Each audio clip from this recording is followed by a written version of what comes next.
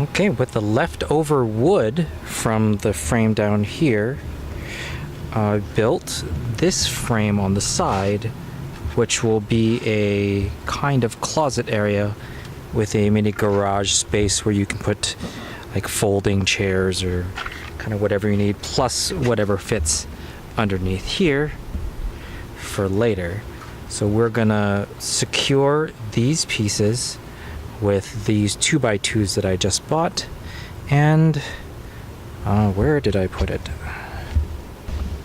And we're gonna use this, it's a hose clamp for those right there. These pieces, we're gonna lock it down using the hose clamp on there.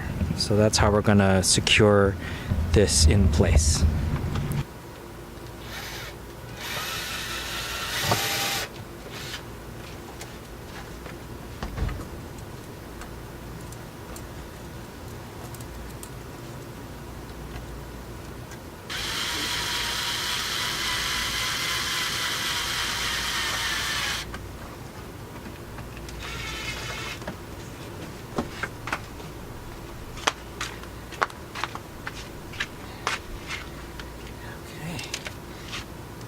Not going anywhere either.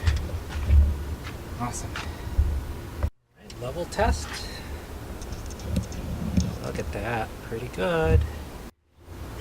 And this is the border for drywall. It protects drywall and shipping, and like Home Depot just throws it out. What I'm going to use it for is to protect the side here from the wood scraping. So now it's protected from the wood scraping against the side paneling there.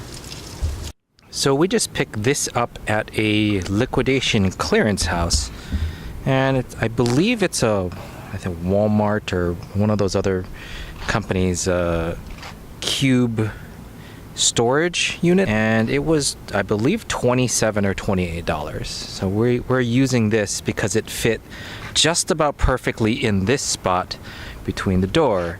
So we're gonna balance it out with a level.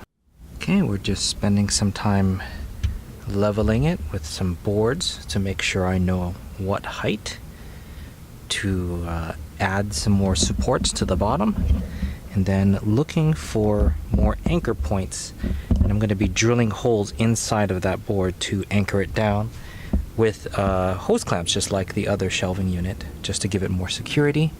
And I might potentially anchor it to that as well, just for added support. So I drilled a hole through this and found out that this is hollow. It's not a solid piece of wood, so that's not going to work with attaching it to the frame.